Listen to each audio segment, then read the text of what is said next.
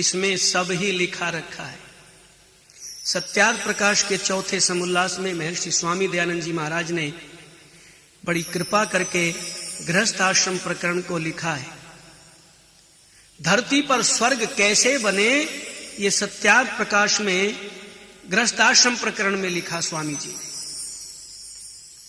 इसलिए सज्जनों, माताओं और बहनों, बुजुर्गों, भाइयों, ऋषिवर देव दयानंद के भी बड़े उपकार हैं। स्वामी जी ने हमारा परिचय वेद से कराया। वेद को भूल गए थे लोग। वेदों के संबंध में तो कहा करते थे कि वेद तो शंकासुर नाम का एक राक्षस है, वो ले गया। ये शंकासुर नाम का कोई राक्षस नहीं था, केवल यहां के लोगों के मनों की शंका थी। उस शंका को ऋषिवर देव दयानंद ने दूर किया और भूली बिसरी संस्कृति वेद की ओर हमारा ध्यान उन्होंने आकृष्ट किया और जीने की कला सिखाई। मानव के सर्वांगीण संपूर्ण विकास की एक योजना बना करके ऋषिवर देव दयानंद ने दी। तो भाइयों बहनों, सत्यार्थ प्रकाश हम अवश्य पढ़ें। सत्यार्थ प्रकाश तो एक शास्त्र है। सत्यार्थ प्रकाश तो एक दर्पण है। दर्पण में हमारा जैसा चेहरा है वैसा ही दिखाई पड़ता है। सत्यार्थ प्रकाश भी इसी प्रकार से एक दर्पण है। तो सत्यार्थ प्रकाश की हमारे जीवन में कितनी उपयोगिता है, ये तो पढ़ने के बाद पता चलेगा। किंतु मैंने आज ये प्रकरण गृहस्थ आश्रम का रखा है। गृहस्थ आश्रम स्वामी दयानंद जी महाराज की दृष्टि में कितना महान है, ये सत्यार्थ प्रकाश में पढ़ सकते हैं, संस्कार विधि में पढ़ सकते हैं। इसलिए भाइयों बहनों, इस धरती को स्वर्ग बनाने के लिए हमें अपने घरों के अंदर कुछ ऐसी व्यवस्थाएं स्थापित करनी होंगी कि जिससे यह धरती स्वर्ग बन जाए। आकाश में स्वर्ग नहीं है, पाताल में स्वर्ग नहीं है, इस धरती पर है और गृहस्थ आश्रम में स्वर्ग है। कहां? वेद का मंत्र कहता है, अनुव्रतः पितु पुत्रो मात्रा भवतु सम्मना जाया पत्ये मधुमतिम वाचम वदतु शंतिवान। कि पुत्र पिता के अनुकूल आचरण वाला हो, माता के साथ प्रीति युक्त मन वाला हो, पत्नी पति से मीठे शब्द बोले और पत्नी भी पति से, पति भी पत्नी से मीठे शब्दों का प्रयोग करें, स्वर्ग होगा उस घर के अंदर। आगे और बहुत सुंदर बात लिखी है। वेद के मंत्र के आधार पर स्वामी जी समझाना चाहते हैं। वेद कहता है, मां भ्राता भ्रातरम दीक्षण, मां स्वसारम उतः स्वसा सम्यंच सव्रता भूत्वा वाचम वदत भद्रया। कि भाइयों भाइयों में द्वेष ना हो, बहनों बहनों में द्वेष ना हो, भाइयों बहनों में द्वेष ना हो, सम्यक विचार वाले होकर कल्याणी वाणी बोला करें। ये तो जहां मैंने आपके बीच में ये निवेदन किया है कि पति पत्नी का व्यवहार कैसा हो, जिस घर में प्यार होगा उस घर के अंदर स्वर्ग का वातावरण होगा। तो भाइयों बहनों में भी प्यार होना चाहिए, भाइयों भाइयों में भी प्यार होना चाहिए। जब हम अपने अतीत की ओर देखते हैं तो पता चलता है, भाई थे यहां कैसे श्री राम भरत जैसे, दशरथ के नौनिहालों को जग याद करेगा, जग याद करेगा। भाई थे यहाँ कैसे श्री राम भरत जैसे, दशरथ के नौनिहालों को जग याद करेगा, जग याद करेगा। भाई थे यहाँ कैसे।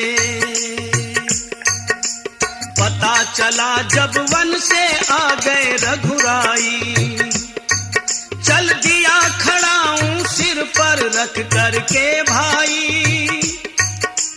पता चला जब वन से आ गए रघुराई, चल दिया खड़ाऊं सिर पर रख करके भाई। वनवास में 14 सालों को जग याद करेगा, जग याद करेगा।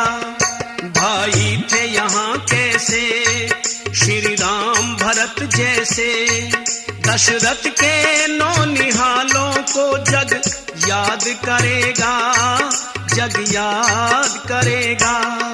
भाई थे यहाँ कैसे,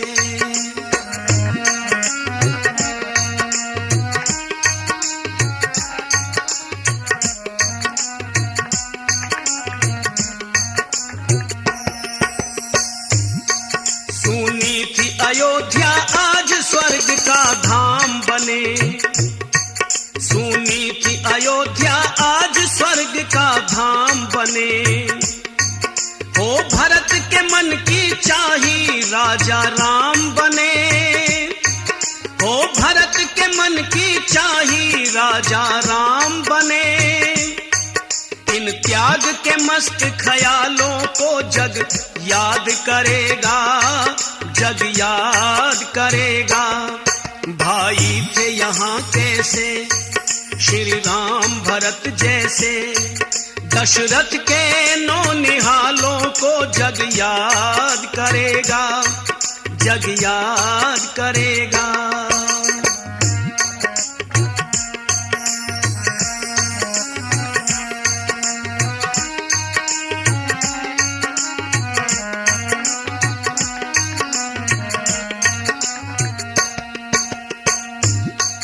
था भेष फकीरी भरत का गर्द जटाओं में, था भेष फकीरी भरत का गर्द जटाओं में।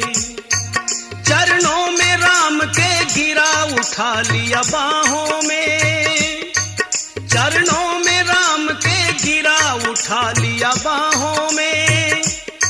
सिर के उलझे हुए बालों को जग याद करेगा, जग याद करेगा। भाई थे यहाँ कैसे श्री राम भरत जैसे,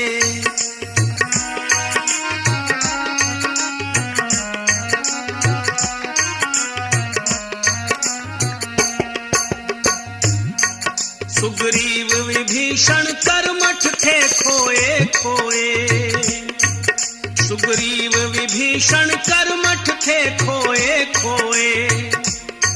श्री राम भरत का प्यार देख करके रोए, श्री राम भरत का प्यार देख करके रोए।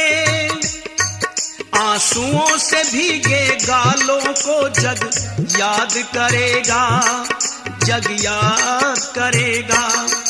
भाई थे यहाँ कैसे श्री राम भरत जैसे, दशरथ के नौनिहालों को जग याद करेगा, जग याद करेगा।